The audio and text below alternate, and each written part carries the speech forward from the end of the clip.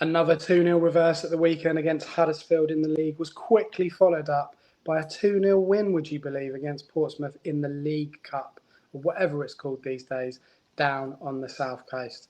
Joining myself, Ross Webber, is none other than Mr. Phil Catchpole for episode 427 of the Tilehurst End podcast. Phil, we'll come to you first of all because you're far more important than Ross is. Yeah. First time on a Reading fan podcast. Quite a few weeks in the chair in terms of the media stuff for the club. How are you? I'm great. I'm honoured to be asked on, if I'm honest. I have a bit of a commute to get to Reading, so I've been listening to a lot of the fan output that this club has got, and your voices have been very familiar. I now know what Ross looks like because we're on the webcams and stuff. I just said to him, like, when you listen to someone's voice a lot, you paint a picture. Of what someone looks like in your mind, and I won't don't take this the wrong way, but very different to what I imagined, Ross. No, it's fair enough. Good to see you. It's fair enough. If listeners haven't seen me on the YouTube podcast ever or anything like that, or been the person who said hello to me in the bathrooms that Exeter once, I kind of look like a Poundland Marcel Sabitzer. So just put that in your head, and that's sort of what I look like. I'm not quite as like alpine and handsome as he is, but I do have his haircut, I suppose. Well, before I went bald, I looked like Lee Bowyer. So baldness has been a blessing for me. That's probably a good segment for a pod anyway. Which footballer do you look like? That would work quite well, wouldn't it? So I'd try and go Gareth Bale, but I think we're well you can try all you like, but the less said about that, the better. Happening, is it? Yeah. Well, I mean, we've got a lot to talk about on this pod. Before we do, can I stay at the top of the pod, like before you do any of that kind of stuff? Yeah, just real quick, I'm wearing the Bayern shirt today because I just want to highlight ahead of everything.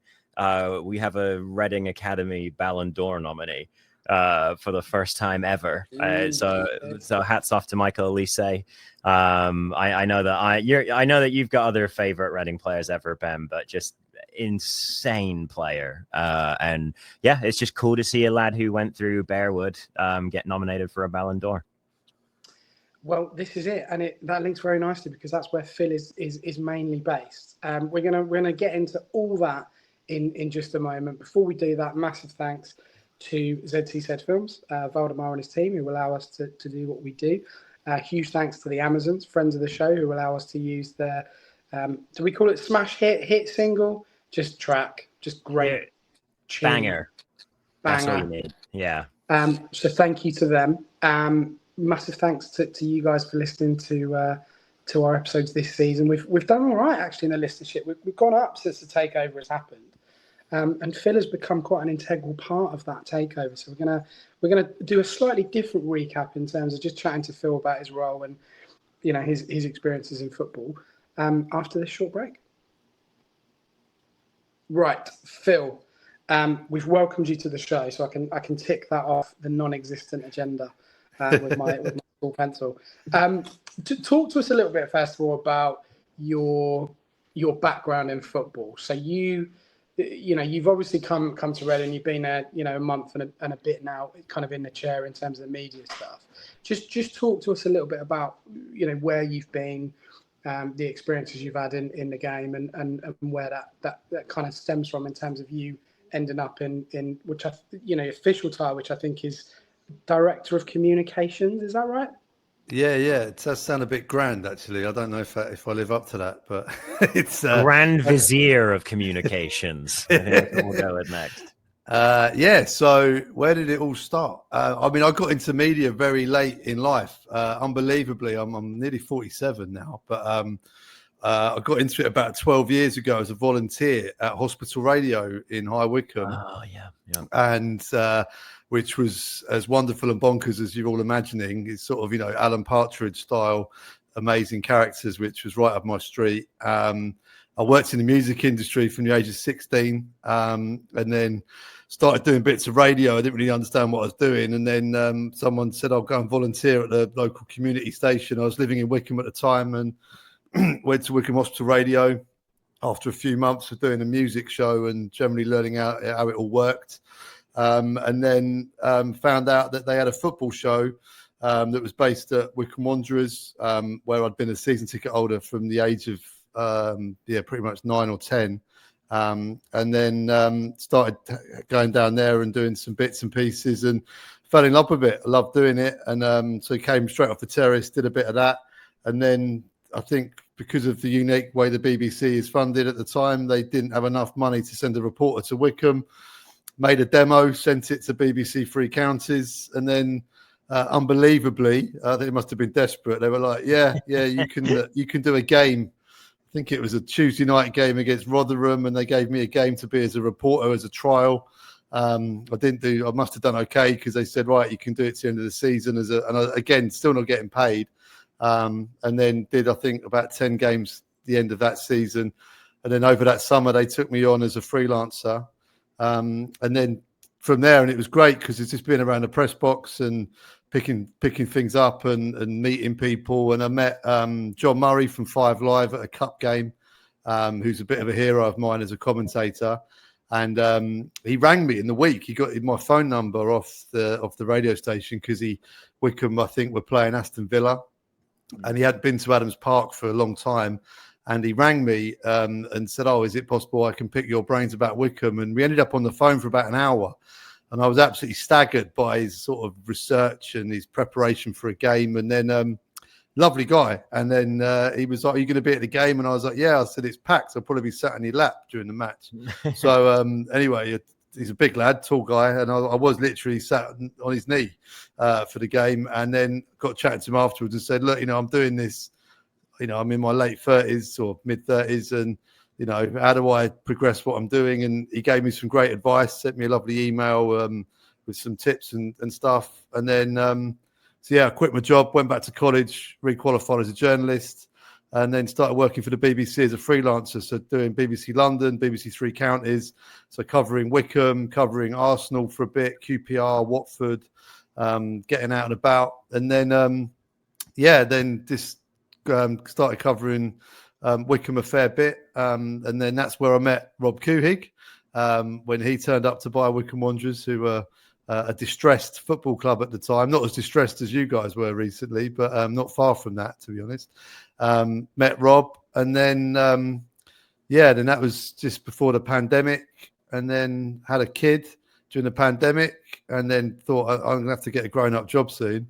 And then, the club were taking my BBC commentary and putting it on the club channel and stuff like that.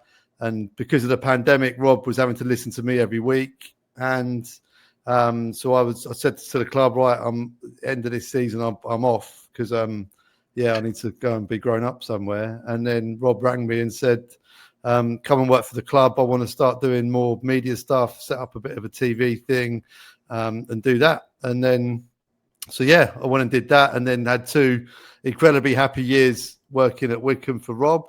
And then Rob sold up, and then had quite a different experience for a year, and then decided I was going to leave football again.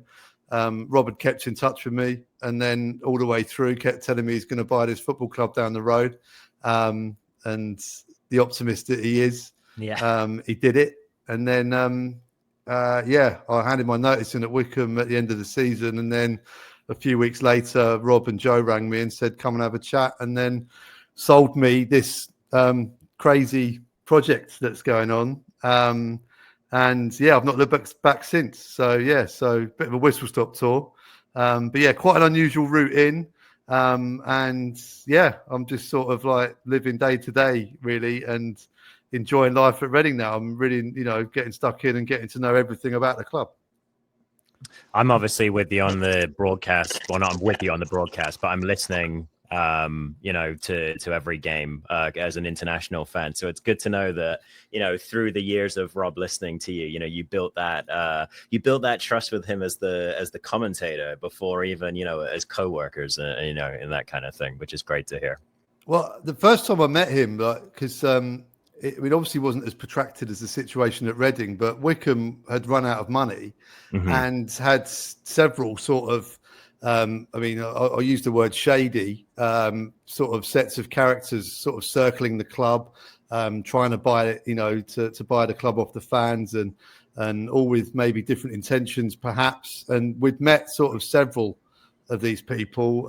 We'd met some Americans who tried to buy the club and the stadium, and that didn't come through, and it was a bit of a smoke and mirrors deal. And as a local journalist, I was able to uncover the fact that they'd got a standing order against the stadium, which was against what was, that the fans had thought was happening. So they disappeared. And then out of nowhere, Rob turned up with his nephew Pete, and I kind of went, oh, here we go again. And then so sort of contacted Rob and was like, who are you? What do you want? And then and he came over, and I met them both, and was immediately kind of like, well, these guys have got something about them. They put some money and they had to get voted in. It wasn't like the situation at Reading. They had to be voted in by the fans, quite a high threshold, which took about 6 months. And during that time, I realised that you could ask Rob pretty much anything. And as a sort of a courtroom lawyer, he kind of enjoys being put on the spot. So I picked up on that quite quickly, and quite enjoyed putting him on the spot, and had some pretty decent back and forth with him. And just went from there really. And then, and it's been, we've always stayed in touch with each other as well. Right. He's just been a really good boss when I worked for them as well. He's one of those guys you can have a really good disagreement with, or, disagree with. And he just kind of like takes that healthily. It's all discussed. And then he invariably says, I'm right. And that's it. But it's where you stand with him. And I think the words really that, he's good fun to work for. It's a good fun thing. And when he left Wycombe, I stopped having fun. And you think, football's really long hours. And if you're not enjoying it, then that's when I thought maybe I should go and do something else. But the opportunity to work for Rob, and also Joe, who I've got to know very well down the years as a player, and now to see him seamlessly move into the world of being a chief exec. It's great to work with Joe, because I think he's a fantastic guy. And it's really lovely to see him. And not many people have done it from his position. So it's quite lovely to be part of that as well, and support him in that. And get stuck into what is a fantastic club, an amazing opportunity to do so, obviously, at the dawn of something great, hopefully. Yeah. So obviously, you say you've been a Wycombe season ticket holder since you were 9 or 10 or something like that. So we're obviously relatively close geographically with Wycombe and Reading. So how, not to stitch you up completely, Phil, how did you feel about Reading before Rob asked you to come and work? When I'm old enough to, when I first started going, that Wycombe were non-league, so our rivals were Slough Town when I was a kid, and then it was Colchester. This was back in the Martin O'Neill glory days. So Reading was kind of like, a team, and like my family are all from Tottenham. So back then I was one of those despicable people who had a non-league team and a first division team back then, which was Spurs. So I was aware of Reading, obviously, and all that stuff, and went to school in High Wycombe. We moved out to that part of the world from London, and so I was surrounded by sort of Watford fans, QPR, and all the London teams and stuff. So, but being in Bucks, there wasn't really that much of a crossover from Reading. But then, I absolutely love football, so I would watch anything and anything. So obviously very much aware of Reading, but I went to uni at the end of the 90s, and then I didn't have a season ticket for Wycombe for about 10 years after that. And in that period, that's when Wycombe and Reading played each other for a bit at the turn of the century. But I've never really classed it as a rivalry. It's nice that it's around the corner, but it's funny. You had Ryan on the commentary for Portsmouth, and he really, we talk all the time on the pod about different generations of Reading fans having different teams that they dislike, and for him it is Wycombe for some reason. But I think that's mostly because he has a friend needling him from the Wycombe side as well. But he didn't bring that up around you, I'm guessing, when he was up on the comms. We talk about it in the office. I love Ryan. He's fantastic. And he's actually he's really good at his job, first and foremost. But B, he's also, he knows everything about Reading. And obviously I'm having to learn very, very quickly about a lot of stuff, and there's so much history with Reading that it's almost impossible to learn overnight. So Ryan is a constant source of information, keeps me on the straight and narrow where possible. So yeah, he's a good guy. That's good. He's a goalkeeper, just a steady pair of hands, So I think he was a goalkeeper. He said as well. Yeah, he was. Yeah, well, yeah, exactly. I won't fill the time with boring stories of when we met, but so Phil, obviously you're coming in at a time that's kind of like a revival for Reading, and you've talked about already. There's this exciting media project as well, alongside the club restoration project and kind of all that kind of stuff. Can you talk about sort of some of the? I mean, we've already seen some great content that you guys have started providing, but can you talk a little bit more about what you have planned for soon, and where you maybe see the club going media wise over the coming months and years? Yeah, I mean, I think I'm like 5 or 6 weeks in now, and came over and met the existing sort of people in the office, and obviously it was a very sort of skeleton staff, at the club because of what had gone on, and I think first and foremost, what an amazing job those guys have done. And I think this is a way that Rob Couhig described it to me, was like, it's like they've been playing 9 against 11 now for like 3 or 4 years. They're doing so many different jobs, unable to really plan. They're sort of getting in the morning, putting some fires out, going home, next day, rinse and repeat pretty much. And they kept it all going, which has been phenomenal. So people like Tim, Tom Law, Roseanne, Rob Coleman, and Ryan as well. These guys, phenomenal job. Absolutely fantastic. Then sort of to turn up and then be like, right, here we go. We got very little equipment and stuff like that, which was kind of similar to Wycombe in a way as well. We didn't really like spending money. And as I mentioned earlier on, my background is music, and my favorite record label, Stiff Records, is an independent. It didn't have any money, but it relied on good ideas and creativity. And that's kind of been my mantra. Spoke to Rob and Joe, and they said, we love the spirit of what you did at Wycombe, but this is a bigger club. It needs to be a bit more polished and stuff like that. And I get that. And that's kind of, but we've kind of gone from sort of a midpoint between those two things. So first and foremost, it was sort of getting let's start planning things. Let's start thinking, right, in a few weeks' time, we're going to do this. We're going to sort of start thinking about what projects we want to do, what regular content we want to see. And then the other thing as well, I'm a big believer of just sort of making stuff, sticking it out, and then seeing what the fans think. And one thing I've learned very, very quickly is you guys aren't backward in coming forward when it comes to sort of giving feedback. So which is brilliant for us, because we get to see what's going on. So we I met Noel very quickly into the job, and immediately discovered what a fantastic human being he is, by the way. So he was very keen for me and Ryan to go out to Ireland with the first team so I could get to know everybody. And then that was it. And then sort of able to spend a bit of time with Noel and say, look, we want to start telling the fans about the players. We want to learn about their personalities. We want to know about you. We want to know about everything else. Yes, we want to talk about football matches. We want to talk about results and pre-game interviews, post-matches, the window, all those other things. But, I want to know what his favourite record is. I want to know this. I want to go around Lewis Wing's house and have spaghetti bolognese. These are the things I want to do as well. So it's just a case of like building it out. The first few weeks, I'm just going to give you, quick props for the excellent Lewis Wing spaghetti reference, just to make, true Reading through and through there. That was very good. I mean, Wingy's record last season, every minute on the pitch. Obviously, I know Wingy well from his time at his former club. And in a way, I'm glad we didn't make the spaghetti bolognese content in pre-season, because obviously now that record has gone, and I didn't want to be held to blame for that. I really have felt bad for you, Phil, over the last few weeks as game after game has gone. And, we've had more and more 0-0s or times of Reading not scoring. And I'll just warn you that last season, one of our favorite sayings on the pod was Noel loves a 0-0. So just be ready for that. It may well come down again.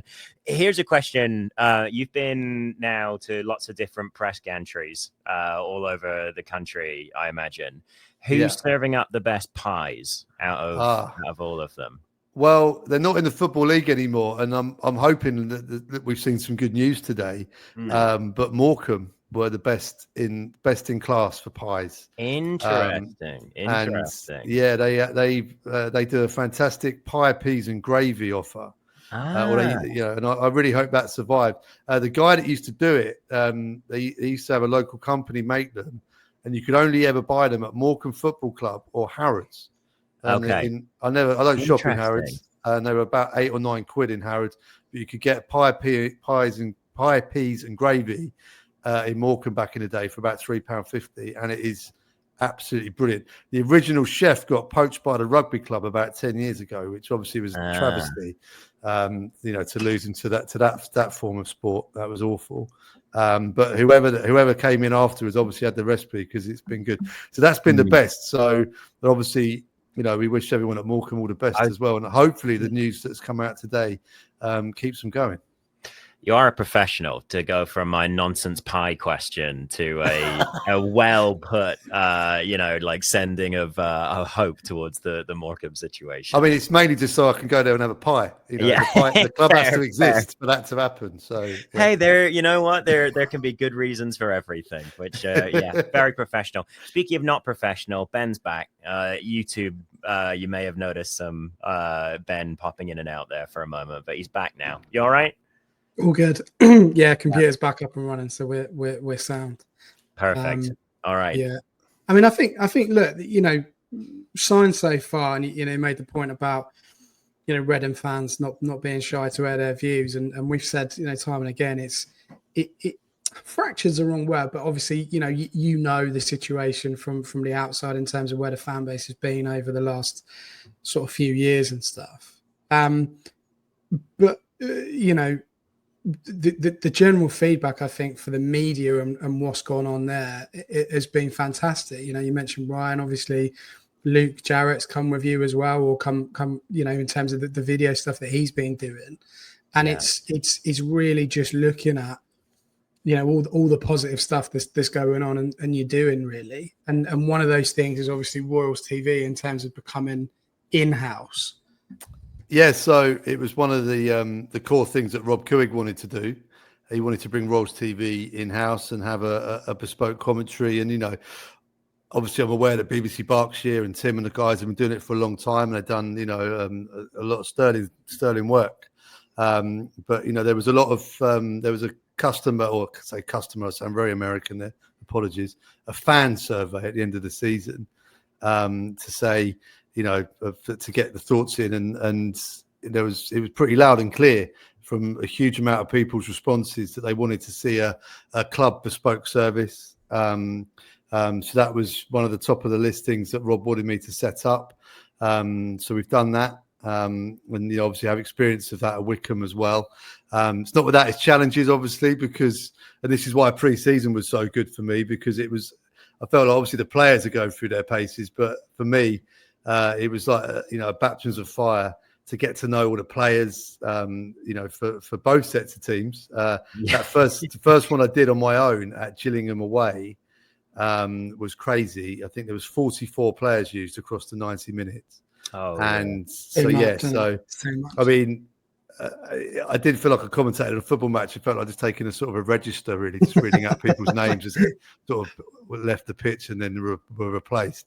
But pre-season was great, and obviously, there was the risk of people listening to me for the first time going, well, "Who the hell is this guy? What's he doing?" And but yeah, then obviously as we've gone on, hopefully I've been able to find my feet a bit more. I now know the Reading players inside out, which really helps. And then, so I've only really got to worry about the opposition in terms of player recognition and other bits, and stuff like that. And obviously, it's very, very new. And I'm a geek when it comes to radio and football commentary. I've really become obsessive about it, and I understand the bond that is there for someone. If you've been listening to that voice for years, and all of a sudden that changes, I understand that can be traumatic. So I'm not expecting to be flavoured a month overnight. Rob, his mantra is that you're always unapologetically yourself, and that's what I'm going to do. So hopefully, if people are finding me a bit jarring, they can get to know me over the coming weeks and months, and hopefully we build up a good relationship. One of the things I do love to have is people messaging in and saying, "Oh yeah, we're watching in Maine, in New Zealand, in Australia, whatever," and making it feel like there's a bit of a collective. I think the great thing about football is that you can be part of something that's bigger than yourself and the sum of its parts, and I think that the worldwide audience and wherever you're listening from is part of that. So I love going to watch football. I love talking. So the two things together is great. Obviously, getting Ben on as a co-commentator was a bit of a masterstroke for me. What you haven't come on and started to talk about madness. me and my commentary. You're making me blush. Honestly, what you like? It was not. I mean, we made a little video and put it out just to say, look, this is what's going to be happening.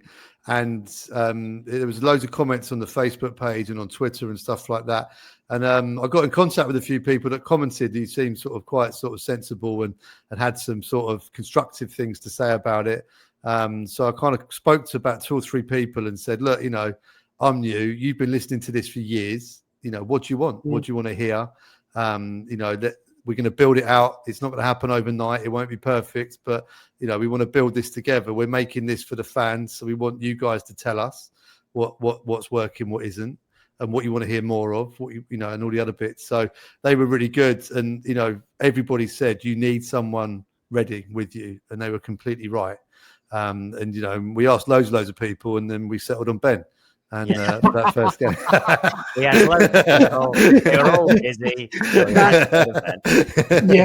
That's brilliant. I don't blame it. The comment that made me laugh, I think, came through on X was like, there was a guy. I mean, I guess it was a guy. It was in one of these classic anonymous accounts and whatever. They said, I feel really sorry for the people that haven't gone to the game in Lincoln because they got to listen to these 2 clowns, and I just felt that was like. Yeah, and the other one was like, "Stop! Can you get these 2 to stop talking about food?" It's like, no, absolutely no chance. Down the years, some of, as I said earlier on, people feel like they've got a real bond and connection, but also, it's if some of the stuff you get can be quite vitriolic at the time. So and as I say, it's about the feedback and whatever. And I started off doing radio. And, then all of a sudden it became radio and people watching. And then when the pandemic hit, everybody then got into live streaming as well.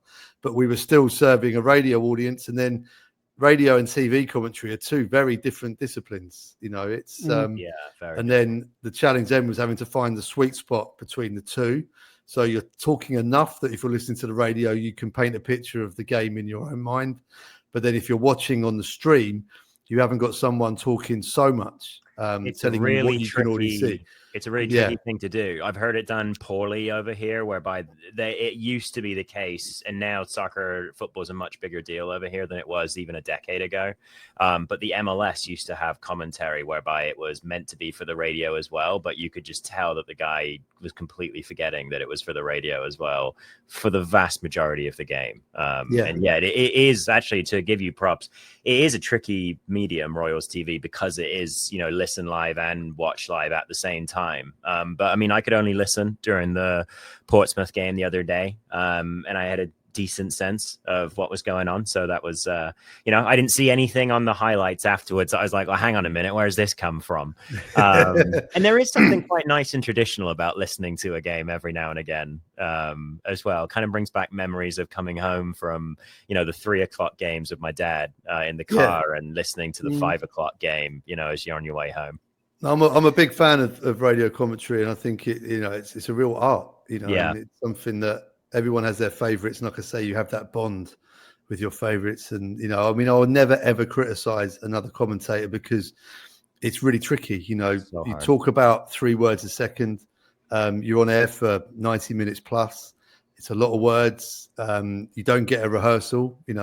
If you miss the goal, or if you misrecognize someone, or you don't get it as cleanly as you want, you don't get them to rewind it and you do it again. There's none of that. Yeah. Once it's out there, it's out there.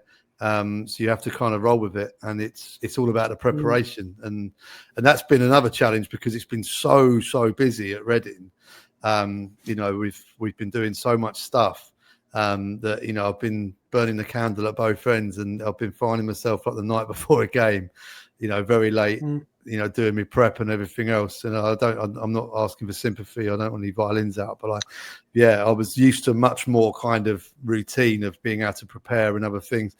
And also then getting to know those Reading players as well. So, you know, I think it will get more natural as it goes on. Hopefully people get more used to me.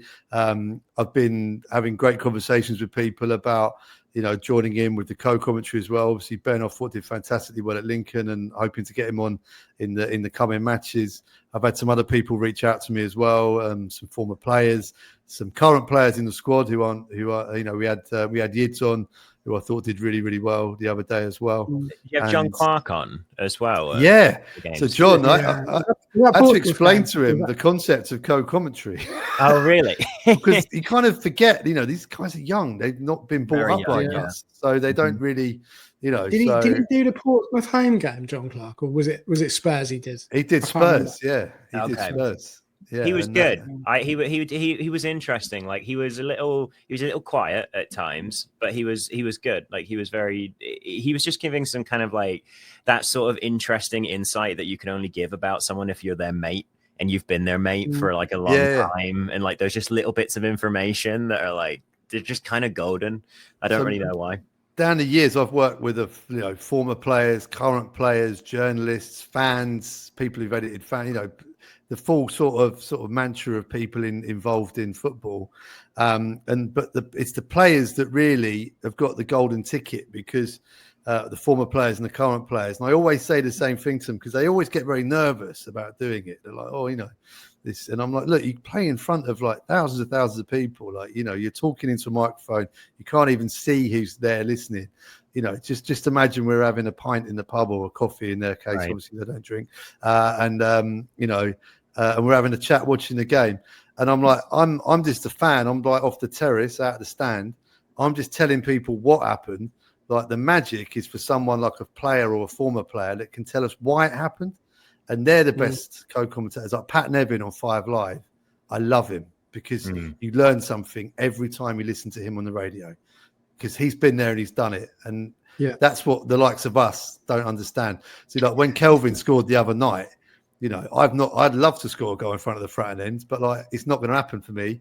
But you know, I want someone who can tell me what that feels like, or why he looked at the keeper and why he put it that side and the other bits and pieces.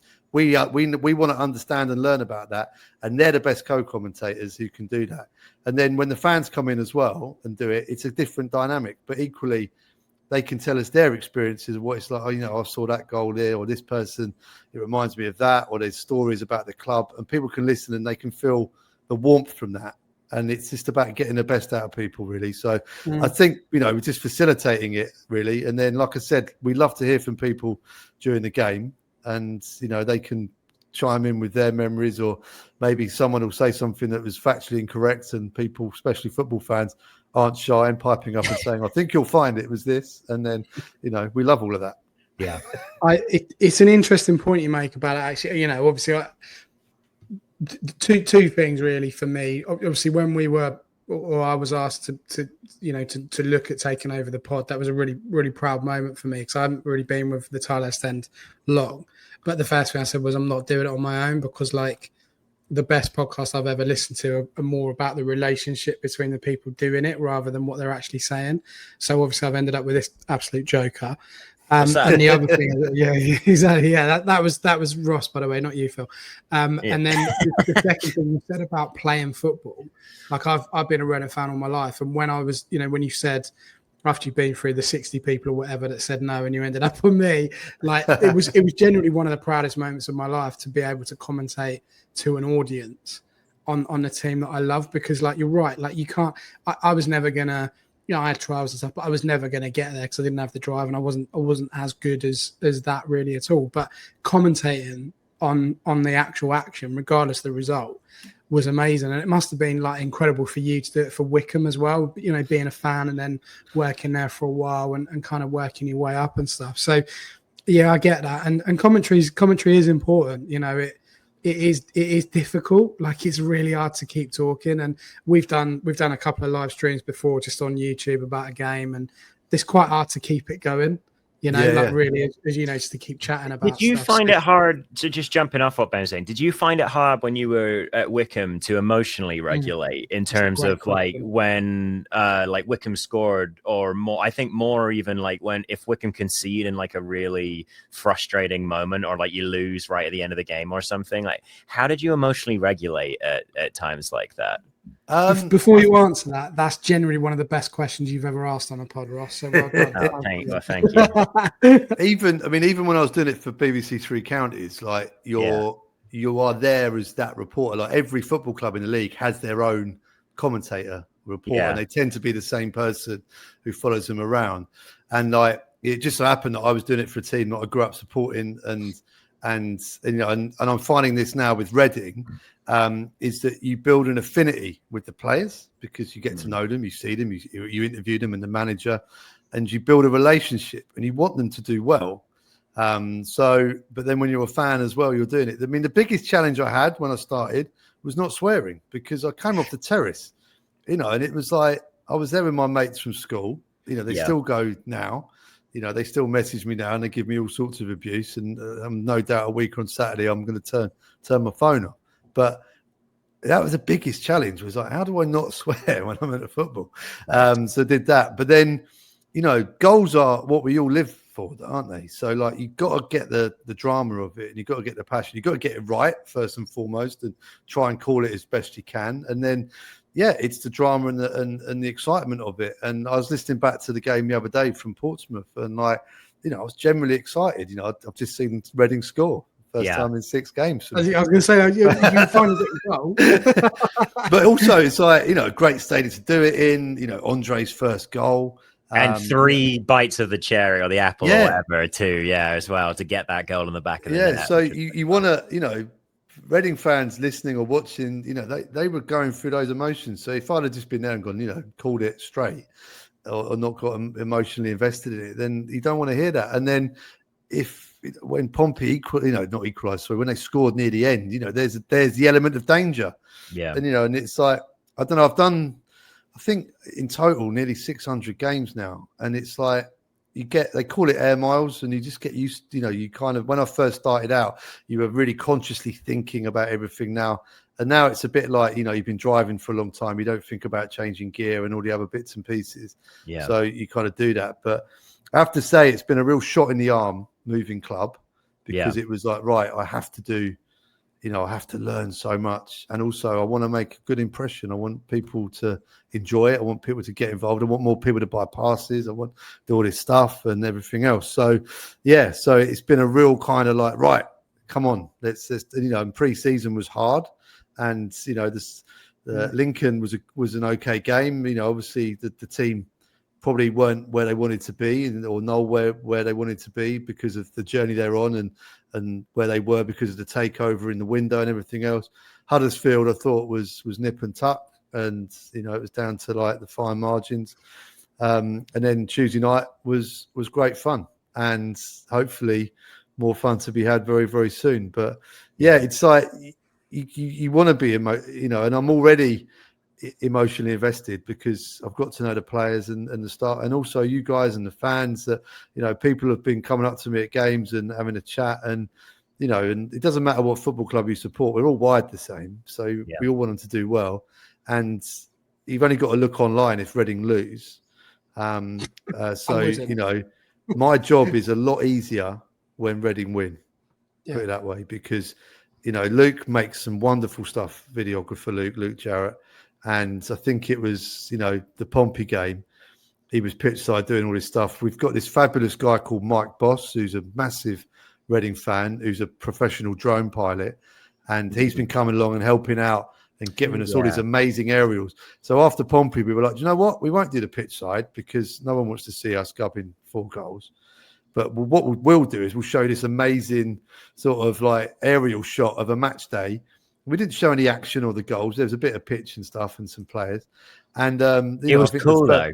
I was still like pausing it and trying to pull out the formation because you could. That was a really useful view for me. I was like, okay, great. Yeah. Like, but the first 5 comments of it was like, I'm not watching that. We lost 4-0, and it was like, and it was like, and it's frustrating on that because it's good stuff and it's Mm-hmm. obviously the result. And I understand it. People are like, "Do you know what? Thanks, but no thanks." So from our point of view, from a numbers point of view, you might know this with the pod as well, maybe. But if you lose or you have a bad day or there's a bad result, the numbers are down. Yeah. So I'm already like wanting them to win. And not because they're good people and I'm invested in that, but also from our point of view of trying to grow the club and everything else. Yeah. You can have the best marketers, the best ideas in the world, spend loads of money on advertising. If the team's losing every week, no one's interested. If they're winning and they're doing well, but you've got to keep rolling with it. And when they're doing well, you've really got to make sure you're hitting it home and making the most of those and bringing everyone to the table. We had a couple of questions sent in to us, and we'll do those before we talk about Portsmouth. I don't think we'll talk about Huddersfield because we're in a good mood, so we don't want to bring that down too much. Well, maybe. Go ahead. Yeah, okay. You're probably sure you got some tactics for us. Bob Inns, who writes for us, quite prolific writer, really. He touched on it earlier. How did you learn about the club and players in such a short time frame to hit the ground running come the start of the season? That's a skill in itself. And my follow-up question to that is, you talked about having a rapport with the players. Is there anyone at the moment, without putting you completely on the spot, that you're like, he's my go-to man, I'm going to get gold out of him, like fantastic stuff? Well, how did I learn about them? So, I mean, Bearwood, we're based at Bearwood, which is great. So, everyone's been there and seen it. Well, a lot of people have been and seen it on Bearwood Day, and it was great to meet a lot of people on that day too. So our office overlooks the show pitch, and the first team training pitches are just over the mound. So I was able to go out and watch a bit of training, enjoy the sun, go out and watch some training, get my player recognition right pretty quickly. As I said earlier on, Noel took me on pre-season to Ireland, to Cork. So I was able to then go there and get loads of content. And then you're in everyone's pocket for 24/7 for the best part of 4 days. So that was a good way to get to know them personally as well, but also to then, recognise everybody and stuff like that. So that was helpful for that. And, we had a couple of behind closed doors friendlies, which were really good to just be able to watch the games rather than having to commentate on them as well and just worry about that one team. So that was really beneficial. And then the pre-season games, they were really vital from my point of view, to do it on air, to do it in a live environment and be sort of pushed on who the players are and everything. So that was that part. In terms of like the go-tos, it's like any football squad. You've got a real mix of character and age. There's a lot of younger players at Reading. It's a real young energy, which is fantastic. I think Joel Pereira sort of immediately sort of rose to the surface for me as someone who's got a bit of a glint in his eye, someone that you can have a bit of fun with. I'm not sure if by the time this goes out, I think it'll be out. We've made a mic'd up goalkeeper special, which obviously Joel is a central part in. He's a great character. He's a fantastic goalkeeper first, which is brilliant, but also he's a wonderful character. I knew Wingy from when he was at Wycombe, and it's great to see. Wingy was very quiet when he first joined Wycombe Wanderers. I think he'd had a bit of a bad time at Sheffield Wednesday on loan and was looking to get back in love with football again. And you can the escalation of him at Reading has just been phenomenal to see. And now to see him as a senior player, the captain and everything else. And, he's almost like a foot taller than when I first met him. So he's a key character. Paddy Lane, from the moment he walked in through the door when he signed, was an absolute live wire. Tivonge Rashesha is a fantastic character. Ross, to be fair, Ross is on TikTok, aren't you? And you always talk about his TikToks and his shirts and stuff. I'm actually not. I just go hunting him down just for Tiv's TikToks, basically, because they're so But you haven't got an account? You just No. That's weird. Yeah. Why you say weird? I try not to think about it. It'll be fine. I'm terrified of TikTok. As I said earlier on, I'm like 46, and I'm like, what is this? Yeah, Luke has reinvigorated the Reading TikTok, and has been having some fun with that, which hopefully the people who are into that have been enjoying. But the one thing that unites all of the squad, and this very much reminds me of of the Wycombe team when they had no money is that it's a very tight bond. It's a very, solid unit of people. And that comes because a lot of them grew up together in the academy. But the other great thing about that is they're very welcoming. So the risk of that sort of environment is that you can be like as an outsider coming in. And that's not just me, that's new players joining in the window as well. It's like, how do we infiltrate this sort of thing? But there's no clique at Reading at all. It's incredibly open. Everyone's very warm and friendly, not just the players, but the staff. But there is a real bond of brothers. And I think, it comes from Noel. It's in the image of Noel Hunt, because obviously he's brought them through the academy. He was a player for so long, and then he had them as the 21s, and then he's the assistant to Ruben. And now it's his gig, it's his gang. He's in charge, and it's very much in his image. And I love the dynamic of Noel. I love Ledge. I think he's a wonderful foil to Noel, because he's a very calm and considered guy, but what a wonderful man to have a chat with. And then you've also got the thinker as well in Scott. There's a really great dynamic. I think, all the coaches and the analysts and stuff. And again, it was, I learned this very, very quickly when we went on pre-season tour, was how tight they all are as well. And it's great to see, and because we're all together at Bearwood, and we never had this at Wycombe, we were always separate from everything, and it was very divided. We're not in each other's pockets. We've all got our own areas of the building and whatever, but the doors are open, and you can walk around and have a chat with people. And you walk in the morning, and everyone comes and says hello. The players all, if anyone walks in, we've had some external people come in, and you take them down for a coffee, and if the players are around, they'll all come over and say hello and introduce themselves. And it's really little things like that make a massive, massive difference. So when a new player turns up and they walk in through the doors, they feel at home really, really, really quickly. And I think that's why there's such a tight bond, and teams that can do that, I think, will outperform teams that maybe have spent more money or be bigger or whatever.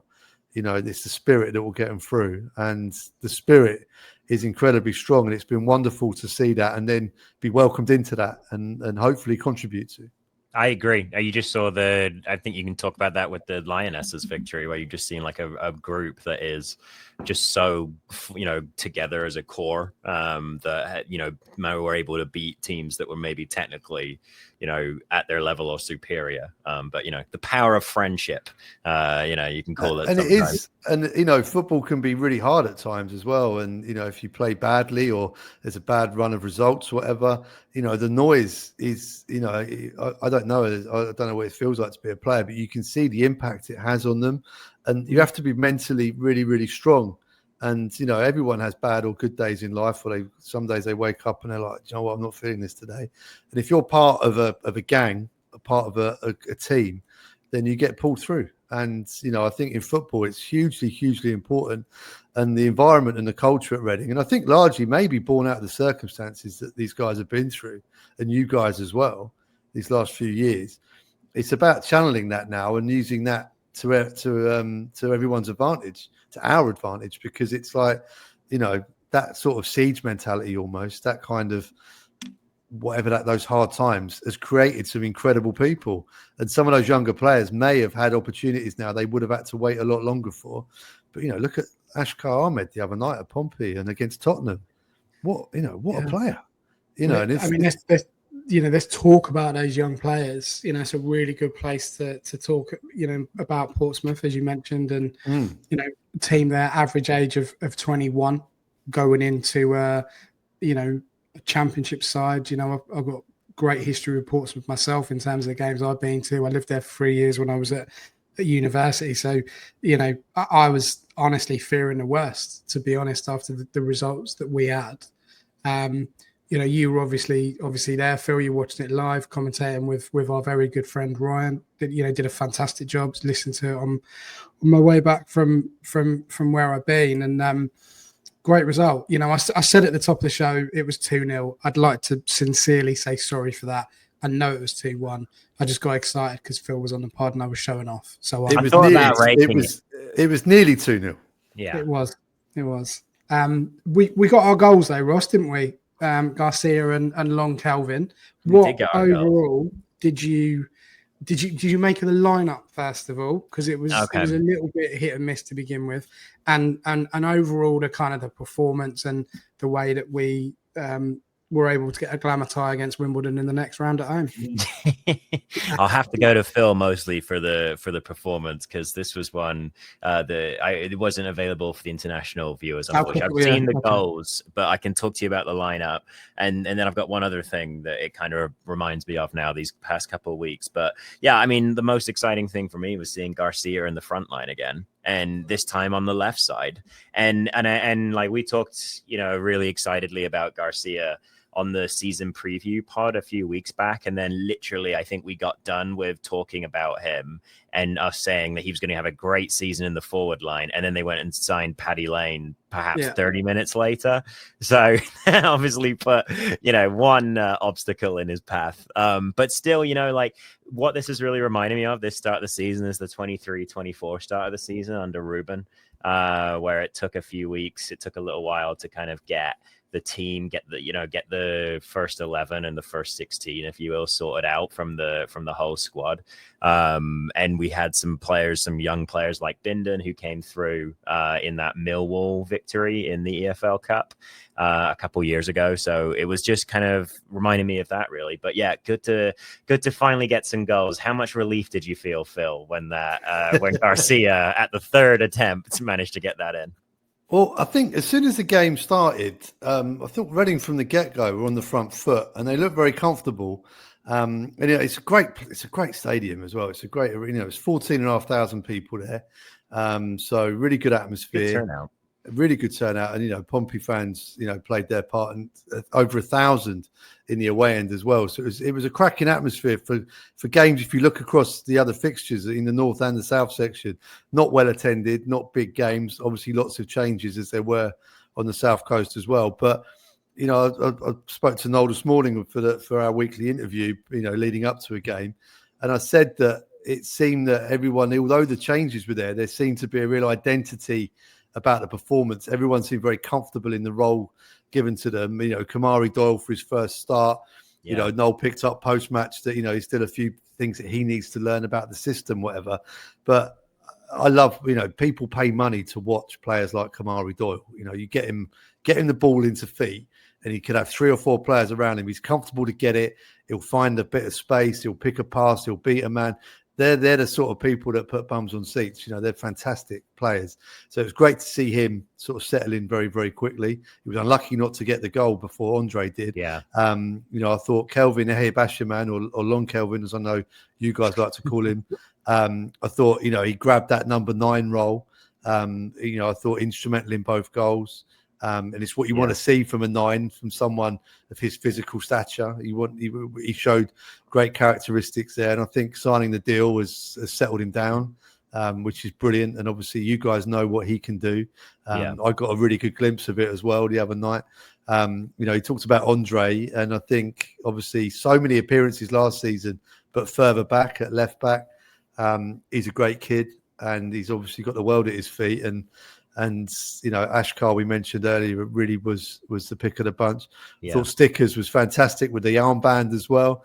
But yeah, there was a real kind of like youthful, almost naivety about the performance at times as well. And I think that's where the goal came from at the end. Like Stickers got smashed in the face by the ball, and then picked himself back up again. Was like, it's okay, I'm all right, I want to carry on. And I think an older pro maybe would have just stayed down and taken the sting out of it. But that amazing, exactly that. Yeah. And I think they need to get a bit of streetwise about them, but that will come. Like all the bits that you can teach players that, the bits you can't teach them, what they showed the other night. The raw ability and the enthusiasm for it was fantastic. So, and it's given Noel a bit of a headache, isn't it? Which is a wonderful headache to have. Definitely. I mean, Kamari Doyle, I'm glad you brought him up first, because he, to me, just from the substitute appearance against Huddersfield, and then from what could be seen in the highlights, obviously, and Wycombe afterwards, he looks like a player, Kamari Doyle. That could be, I mean, he looks like one of the best signings of the summer for Reading, maybe. So, really good to hear. Would you start Ashkar? Well, we can't ask you directly about that. Ben, how are we forming that question? I think yeah. the way to answer that is that, I think Kelvin Abrefa has been one of our standout performers in the opening league games. I think the wonderful thing about this season is it's a load of games, especially if we have a cup run or cup runs, as we hope. It's going to be a squad game. And I think what we've seen in the first 3 games is that there is quality in depth across the positions because of the youngsters coming through from the academy, the amazing work that Michael Gilks and everyone in the academy has done.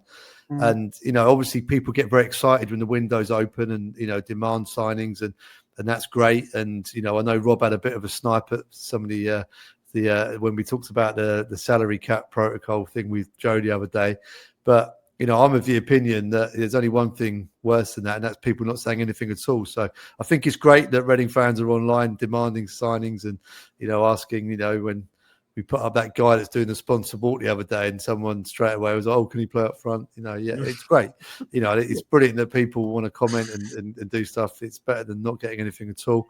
But look, the academy is the jewel in the crown, I think, of Bearwood, because it's produced such a great set of players. And, if you do sign outside and you come in, you're joining a really strong group of people. So, we need experience as well alongside that. It's about getting the blend. It's a young squad.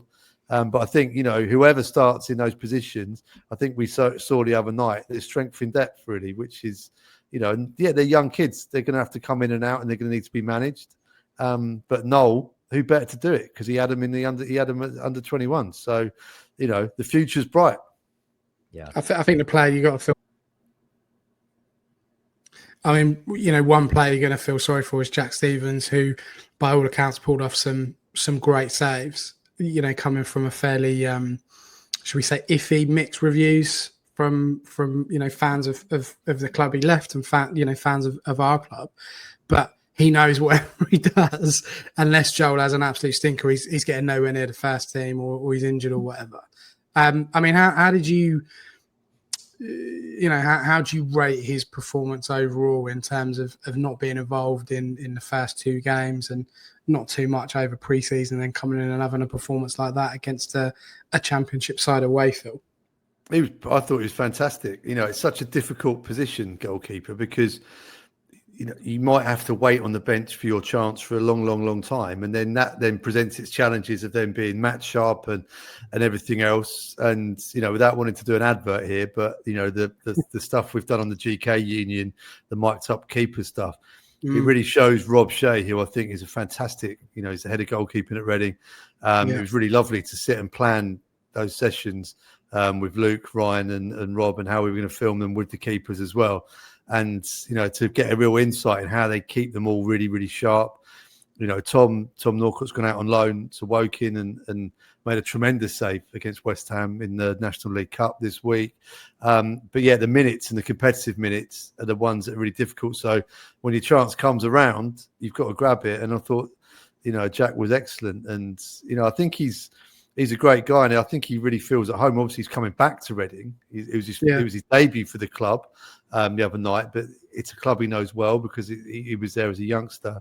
He had a kid recently, his first child, and I think that as someone who had a kid 5 years ago, it kind of flicks a switch in the back of your head. You approach life a little differently, and he seems very happy and very content. He seems a great character around the place.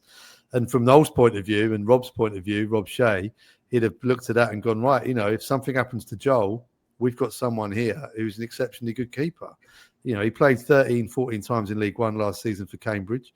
He knows the level. And if he can be kept happy and content and keeps pushing Joel, which is his job as well, because Joel's going to see that he's good and Joel's going to think, well, I've got to keep on my toes. That's what you want. They need to keep pushing each other, but they're such a tight unit, all of them together. Yeah. That Joel, you don't want him to get sent off. You don't want him to get injured. Of course you don't. But football, anything can happen. So you've got to have good quality cover. And at the moment, that's Jack. He did fantastically well. Well, I mean, we lost Joel for like a month towards the beginning of last season, and you could just tell, like it went through the whole team at that point because we didn't at that time have a good backup, and so it's good to see Jack Stevens. I mean, he made a really important save early on, whereby obviously we talk all the time. Actually, Phil, I like that you mentioned. Maybe on the commentary of Ryan the other day about the Huddersfield game and little moments, and if a goal goes in, like when Finley Burns heads it in the Huddersfield game, for instance, it's a very different game.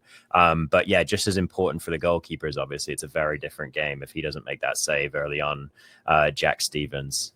One other quick thing too, you mentioned Norcott going on loan and great. I didn't know he'd made a good save, so that's really good to hear. But it was one of those little moments that made me silently happy with the turnaround of the club recently, and that we were able to send a good prospect on loan to go and get some minutes, and it's not like he has to stay around because we're going to need him if one keeper goes down or something like that. Like, it's just nice to be doing normal club things again. And you can't replicate game time. National League is a really good level, especially for a goalkeeper, and the goalkeepers have to play. Especially the younger ones, they've got to get that. So, it's a great opportunity for them. So, but yeah, I mean, the other thing as well, going back to Jack as well, and Tom plays a part in this because he'll still be training with the group.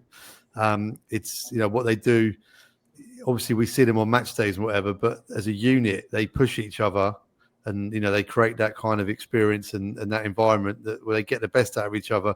So when Joel's playing well, when he's got the gloves, it's because of Rob, and it's because of Jack and all the others, because they all train together. So I think there's that spirit now. When I saw Joel this morning, we talked about Jack's performance, and I was like, he played really well, didn't he? And Joel, you could sense there was a real sense of pride almost. It was like, yeah, he did fantastically well. So that's, we talk about the union, but they're very much, goalkeepers are all sticking together.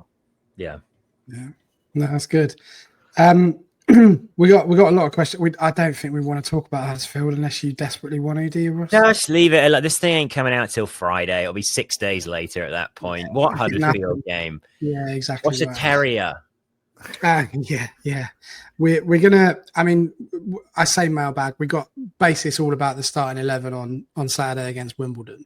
So we do a little bit of the mailbag, and then we'll roll straight into the preview, if that makes sense. We're gonna have a very short break, and I'll be back with the kind of the mini final part of the pod. Whatever. It's not a normal pod. You know what I mean? We'll be back in a minute. Right. First question kicks us off. Kind of in line with Portsmouth, really.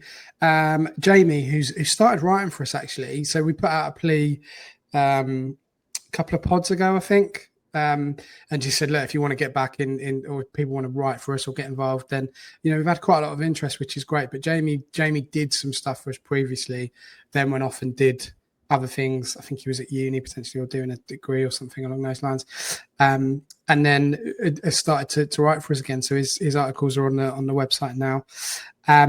He says, do we have the best academy outside of the Premier League? Yes. Sorry, go ahead, Phil. You were going to. Yeah, I mean, you, Ross, you'll know better than me. I mean, I'm staggered by the size of it. I was at Wycombe. We didn't have an academy until very, very recently, and even then, it's only just started.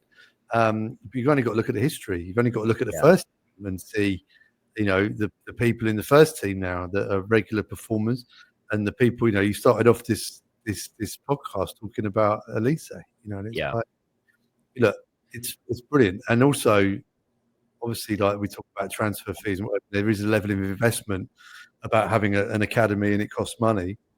But if you create absolute diamond players and then you sell them, and we talked about the salary cap or salary cost management protocol. If you're bringing someone into the building at the age of 9, 10, 11, however young, whatever, and you bring them through, and they go and get into the first team and put up trees, and you sell them for God knows what, then that has a huge impact on what you can do in terms of spending and being sustainable, which is the big word, sustainability. And I think the academy is the key part to that. And also, if you can create players that then contribute to your first team and your under 21s. And we want to do more coverage of the under 21s moving forwards as well. It'd be lovely to hear from fans if they want to get involved in terms of A, helping that, and B, buying passes to watch under 21 games if there's an appetite for that. But look, it's the key part of the sustainability of it. And if you can then see your players come through, and I think any football fan, whatever club they support, they will definitely support the player that's come from their academy a little more than someone who's maybe joined for a transfer fee. He's one of our own, that sort of thing. That is a really strong bond. But yeah, if you can create players and talent and they do well for your team and then they make that club a load of money, fantastic. And it's definitely the best outside of the Premier League, in my opinion. I think you look 10 years ago, 15 years ago, it was maybe Southampton outside of the Premier League when they were bringing through players like Lallana and Luke Shaw and things like that. But sustainability, like Phil just said, is a key word. And Reading have been humming along nicely for the better part of 2 decades as an academy now. But I think there's something that they've benefited from a lot recently is kind of the movement of football south over the past 10 to 20 years or so. A lot more players outside of the Man City academy now are kind of landing in that Chelsea academy bucket, Arsenal academy bucket, Spurs academy. And whether through relationships with those academies or just that sustainability of saying, look, we've been consistent performers for a long time in the PL2, Reading are picking up a lot of players who maybe did their first 5 years or so at Tottenham or Man City or Chelsea, and then taking them for like a crucial period of their development and then taking them on from there. I think that's what happened with Elise as well, whereby Elise was Chelsea until he was something like 12 and then went to Reading for a few years. Did that kind of finishing transition into professional football with Reading. So that relationship, obviously we're so close to Chelsea, we're so close to Arsenal geographically. I think that is helping as well, for sure. The other great thing as well, there's not many Cat 1 academies outside of the Premier League. I think there's only about 4 or 5. Yeah. And, you talked about all those big London clubs and, your Man Cities as well. They've got hundreds of kids in these academies.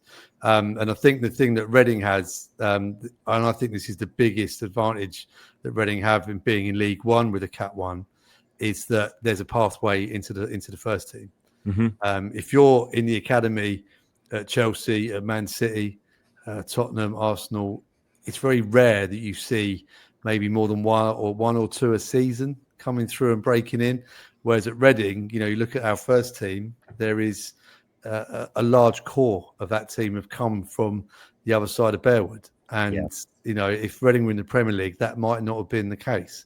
They can go out on loan and you can get whatever. But like having the pathway and the ability to go from putting up trees in the under 18s into the under 21s and then getting the opportunity to play in the trophy or in the league has been the case for many of the boys already.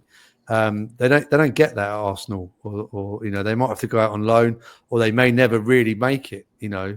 But at Reading there seems to be a pathway. There seems to be a hunger and a desire to kind of go through, and I think that's really, really unique. And I think it's because of the level where the first team is at in Tier 3, and to have a Cat 1 academy in Tier 3 is highly unusual, but also it's very, very attractive. Mm. I mean, obviously, we want to be above Tier 3. We want to be out of League One. Yeah. But you're right. I mean, Sam Rich is kind of on the theme of the academy. The academy boys came up with the goods once again last night against Portsmouth, or the previous night, whenever you'd listen to this. Yet there still seems to be a desire to recruit 3 or 4 more players. Does this risk blocking the pathway to our impressive youngsters? And which positions do we really look like? For me, it's only centre back and striker. I mean, that's a good point about the pathway, isn't it? Because I think in recent years, where I say getting back to, but having the sheer volume of players come back into the team from the academy to the first team, is that we've not been able to recruit, we've not been able to chuck money at stuff.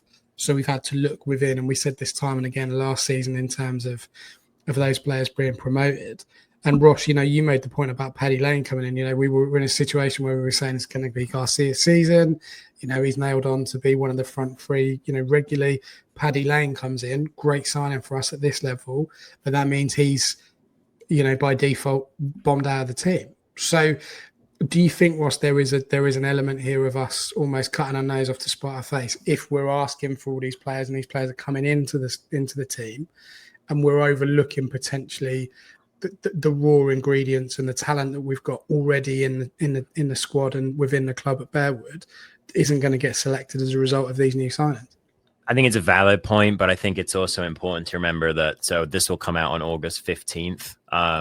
It is a different thing to put together good performances for August and September to then go and put in good performances for the entire year. And I think that, young players, they can often come in and they are dynamic, they are explosive, and that their bodies can move like that still at that age and everything.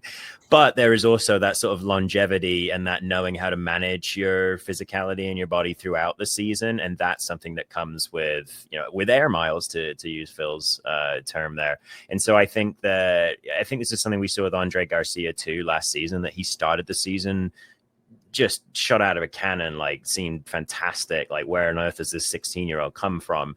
And then in the back half of the season, still more than good enough to be in and around the first 11, but certainly like tailing off a little bit more. And I think that is just the fatigue that comes with playing an entire season. We spoke to Charlie briefly, obviously last summer, or at the start of the summer, and he told us he was exhausted, which doesn't surprise me. And that's a player with something like 70 to 80, games under his belt in the last couple of years. So I do get the idea that, we don't want to pick up too many players. We want to identify where there are, places that the youngsters could step in.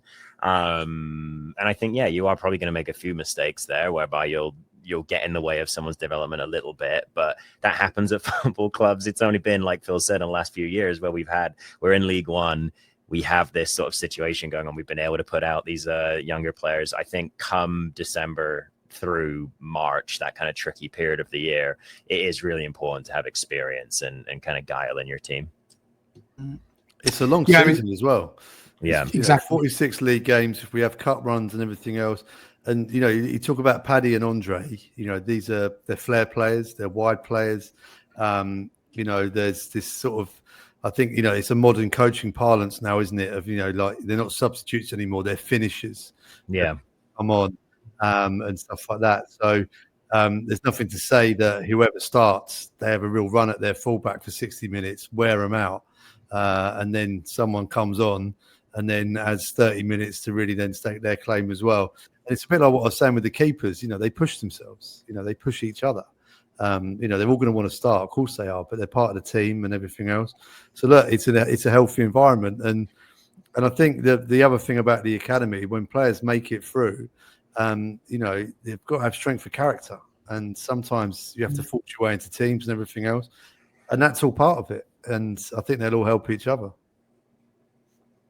Yeah, I mean, the good points. And I think that leads us kind of organically to the final part of the pod in terms of welcoming Wimbledon to the SCL. I think for the first time ever as AFC Wimbledon. Okay, it is a welcome. I love Wimbledon. Great club. Like, awesome. Yeah, I'm trying to think. The last time, maybe 2004 was the last time I saw them, because they had a team when they had like Joby McAnuff and Ledgerwood in there, and I think I actually left. It was around Christmas time. I'll have a look in a minute. I'm waffling, but we'll get to the serious stuff of the actual game. Not the one that I'm making up in my head. There's a lot of questions around it. So Lee Griffin now has a headache with selection after some impressive performances. Do you keep the same starting League 11 or do you make changes? Tom, hello gents, keen to know your thoughts on starting 11. In my opinion, Ahmed, Doyle and Long Kelvin. See, it's catching, Phil. You got to use it in your commentary. Starts against Wimbledon. Also, given the stadium was half full on Saturday, should this not be a wake-up call to the owners? A good number 9 would get us playoffs. Great work as always on the pod. Thank you very much. Appreciate that. And it's just basically like what do we do? What do we do with the starting 11? So, Phil, we're not going to put you on the spot and predict in your 11 because you might know something we don't, but also we don't want players going, "Hold on, mate, why are you bombing me out of the team when I haven't done anything I mean, just be grateful that I'm not actually picking the team. I think we should all be grateful. yeah, this is it. Yeah. Mine's pretty easy. I'd probably go Charlie Savage in goal. I'd probably then go Charlie Savage at left back. Probably have a pairing of Charlie Savage and Charlie Savage in the middle, and then definitely go Charlie Savage at right back. You know where I'm going with this. Yeah. Treat yourself. I mean, I guess the most contentious one is the midfield and the wide players, isn't it? Really, because I don't see mass changes in the defence. To be honest, I guess we can start with Ahmed and whether or not you think he deserves a start over a Brafer. I don't think he does personally. I think you don't want to push him too hard. He's got a lot of cup games, as Phil mentioned. Got Wimbledon again in a couple of weeks. We've got Swindon as well in the whatever the hell that competition's called. So I don't think it's necessary to chuck him straight in right now, because that youth and that naivety that Phil talked about, a little bit, could be prone to a mistake in a really important game in terms of league, and that could dent his confidence. So for me, I wouldn't change a Brafer at the moment. I understand. I think a Brafer's been good too, by the way. I think that, and this might be an unpopular opinion, so I apologize if so. I think that a lot of what a Brafer has been struggling with so far this year has come from having to line up next to Sticklin, and I think that Sticklin has been pretty good too. Yeah, but definitely, see, that's the thing. I think he's been the worst of the back four for me so far. Stickland? Easily, yeah. And it's nothing. It's a really tricky thing to spot. I don't think it's anything physical in terms of how he does his one-on-one battles or anything like that. But his timing with his stepping out and things like that sometimes is just a little bit off from the rest of the back four, in my opinion. I'm going to divorce you if you carry on. Oh wow, yeah. But I think you saw this for the first goal against Huddersfield. You saw this for the second goal against Lincoln as well, whereby the second goal, the first goal for the game this most recent weekend, Stickland's just jumped a little early for the ball and it's gone underneath him. The ball's gone in the back of the net. And then in the one before that, Finley Burns has already jumped to come for the ball, and then Stickland jumps as well. He thinks a Brafer's in there behind him, but still, you can't have both your centre backs jump. So it's tricky. I think that a Brafer I would keep, I guess, is basically where we're at. But I'm looking forward to Porty O'Connor coming back to the team. So obviously Joel and goal. No one's going to even question that. A Brafer, Burns, Stickland. Are you going left back then? Are you saying left back? Jacob. Yeah, I like Jacob. Because then that's the other thing. Like, you might want to try Dorset at some point at centre back too. Before Porty comes back. I think Dorset looks like an absolute athlete out on the field at the moment. Some of the turns that he was able to pull off down the line in the first game were really impressive. And I thought he was unlucky to lose his place. Obviously slipped for the build up to the first game's first goal. But yeah, I would go with Jacob for now. Yeah, I might be dropping Savage. I'm just letting you know that right now.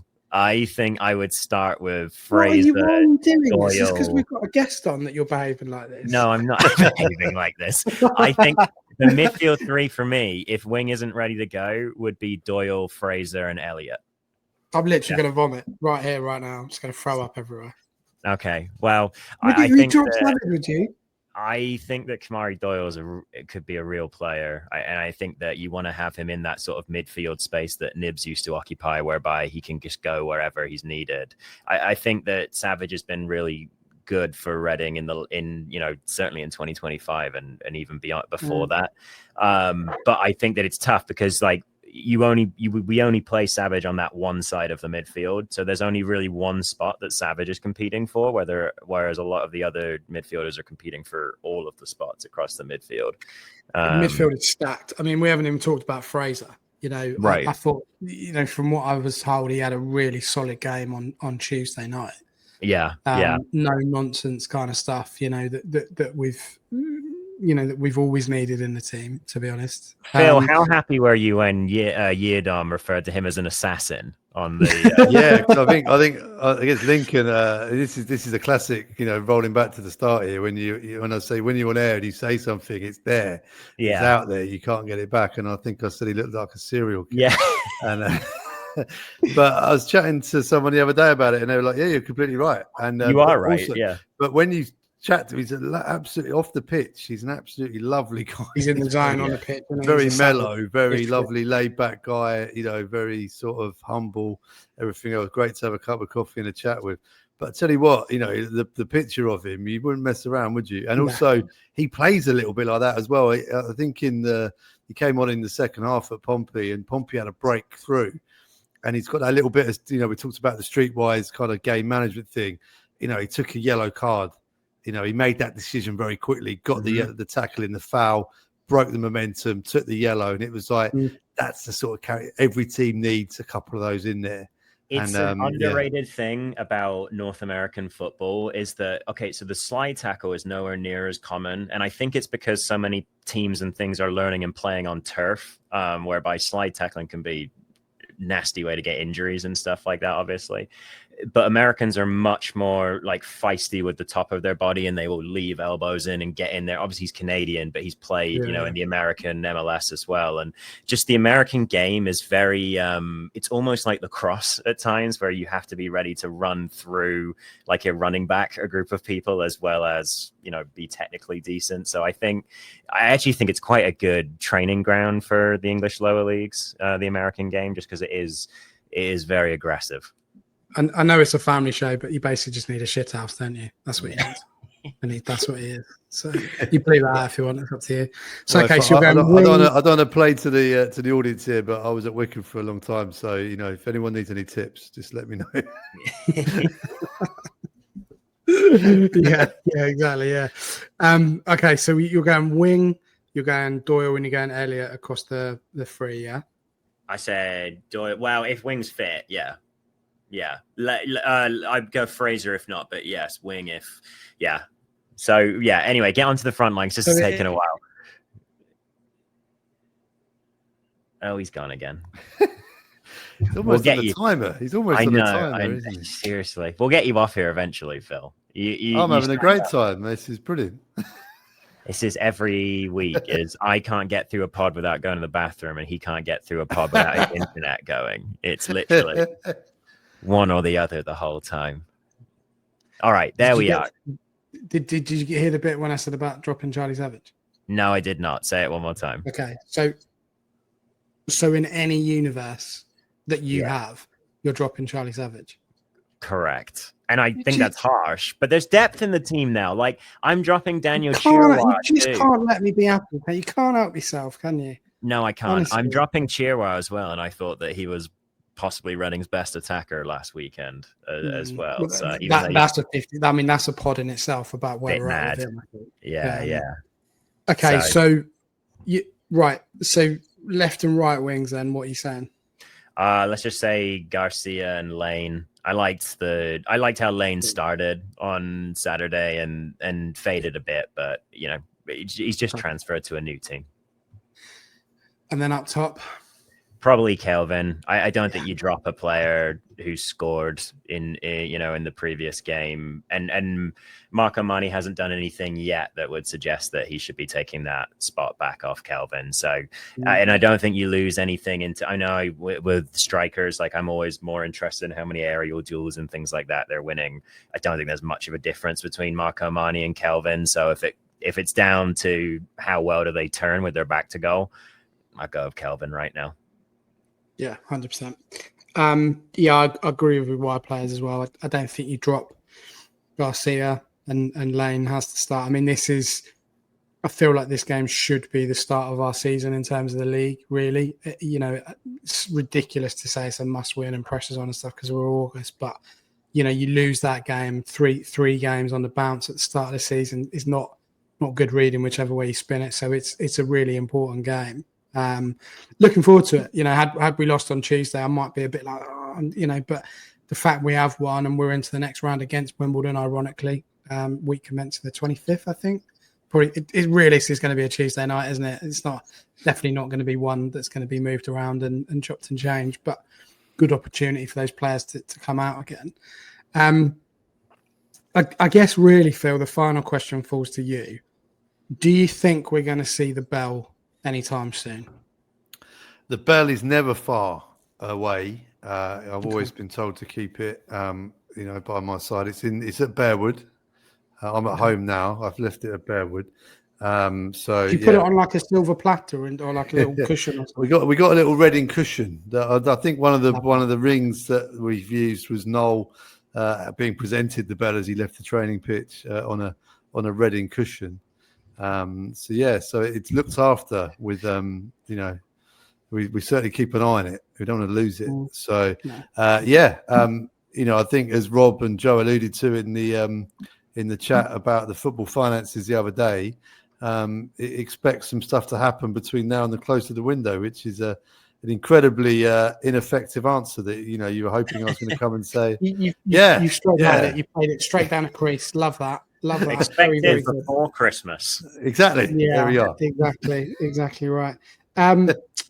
Final one as well. Sorry, I was going to say it was a final one, but not. Royals TV on Saturday. Yes. Guests lined up, or was that top secret? It's work in progress at the moment. There's a few names in the hat. We talked about the tough selections that Noel's got. I mean, I'm losing a lot of sleep working out who's happy with me on these upcoming games. One of the points I wanted to make on this pod, because obviously this is a great way of speaking to a huge amount of Royals fans, is and someone in their question earlier said about the stadium being half full. And I think one of the key facets of Royals TV and the social media and the comms output is really reconnecting with Reading, the town, the area, Berkshire, wherever people within the area want to come to support their football club. And that's a huge part of it. And I know a few people have picked up on Rob's optimism of making Reading a worldwide brand, of which he will absolutely want to stick to. But, and Rob agrees with this, the best way of doing that is by showing Reading being part of that community, being the centre of it, as football clubs often are, and Reading is no exception to that. So, yes, part of what we want to do is to get more people through the door at the Select Car Leasing Stadium, make it full. So when people are watching on TV, wherever they are, streaming or listening or whatever, they can see a fantastic atmosphere. They can see people hopefully enjoying some wonderful football and great results and playing their part in it, and hopefully then coming over or wherever they are and coming in and buying tickets and doing stuff. So that's a central part of it, really. We understand that. And like I said at the top of this, we want to hear from people. We want people to be involved. That's why I was so pleased when you guys asked me on here. And the fan media of Reading, I think, is excellent and varied. And what we're doing isn't trying to eclipse that. I think it goes along with it. I think the conversations that you guys can have, obviously I can't in the way that you can, but what you guys do is a major part of being a football fan. And hopefully we can, augment bits and pieces that you guys do and vice versa. But I'm not sure who's on with me on Saturday, but Ben, I think I've got you lined up for Bolton. You did throw your hat in the ring, and obviously there's a huge queue of people wanting to drive to Manchester on a Wednesday night for an 8 o'clock kickoff. That was the main thing I said to Ryan, by the way, when he moved from Tilehurst to Reading. Sorry, I was just saying that's the main thing I said to Ryan when I moved, when he stopped doing stuff with us and he was working with the Real Club, is that, well, all I can say is I'm jealous, but enjoy Blackpool on a Tuesday night. Honestly, I'd love Ross to do it. I think he would, he wouldn't quite have like the Alan Partridge. Oh, look, there you go. You see, he's got them. He's got the 2 biscuits ready to go. That's your match fee. Honestly, Ross would be brilliant to do it. I'll give him his credit. His tactical knowledge and what he knows about the game is unreal. Like I've always said to him, he should be getting paid for it as a full-time job. But Ross would be brilliant on doing a commentary. He really would. He wouldn't be as good as me because he wouldn't describe it like a wasp at a picnic. Like he wouldn't do that. That was excellent, by the way. I did enjoy that. Isn't he? See, I like that one. I like that one. Listen, Phil, it has been an absolute pleasure to have you. Like it really has, and what you're doing is great. And you know, I've said for a long time, I think the media department needed a massive shake-up. There were some good people there, but they didn't, you know, like you said about Rob saying about the, you know, 9v11 stuff and whatever. And I think, you know, with Ryan being there, we love on this pod, you know, that's kind of, we got him on quite early on before he became rich and famous, you know, working for the best club in the land, and Luke as well, like the stuff he's been doing is phenomenal. But, you know, that all comes under your vision and what you want to do. And one of the things, and go back to Bearwood, you were just so open with everybody, and that little room you got there is absolutely fantastic. And it might seem like a really small thing, but it's not, you know, having this openness and this willingness to engage, and, you know, even the way that the kind of the social media accounts are run now is just, there's a lot more engagement, and it feels a lot more like together, as opposed to everything's rubbish and we're going to ignore that and just, you know, block everything out. It doesn't feel like that anymore. So thank you for everything you're doing. Thanks for giving up you know, your free night and letting us witter on with you for the best part of nearly 2 hours now. No, I've really enjoyed it. I've really enjoyed it, and it's very much a team effort at Reading. You know, we've got a really good team of people, and it's a team effort because, you know, like I said, we want the fans involved as much as possible because we're making it for you guys and everyone else. We want to create more fans. We want to make the experience better. So yeah, and you know, I've got my tin hat on. Let me know what you think, everyone. If you know, if any suggestions, you can say nice stuff as well. Occasionally, it's all good. So tin hat. Yeah, it's, you know, we want people, you know, to interact with us. We want to have that. It's a conversation. You know, a football club is a community, and we're just facilitating that. So you know, the more you get in touch and the more stuff we make, the better. Yeah. Thank you so much for your time, Phil. Ross, as always, thank you, sir. I've really enjoyed, like, your energy. You two is like an old married couple. It's wonderful. That is correct. He's dropping Charlie Savage though. He forgets that Robbie Savage listens to this. End the pod. Oh yeah, no. He brings. He's going to come for us now. We'll be blacklisted. But I would never end drop this Charlie. pod before any other ex-footballers want to hurt me. Exactly right. Listen, thank you very much for listening with us, and I hope you enjoyed the pod. Hopefully, a huge win, a large win on Saturday against the Dons. Looking forward to the game. Sun will be shining. Cruz Campo will be cold in the concourses, and there'll be a new sound system. What more is there to ask for at a football club? What more is there to ask for? Phil, thank you very much. Ross, absolute pleasure as always, and we will see you again on episode 428 next time of the Tilehurst podcasts. Come on, you Ars.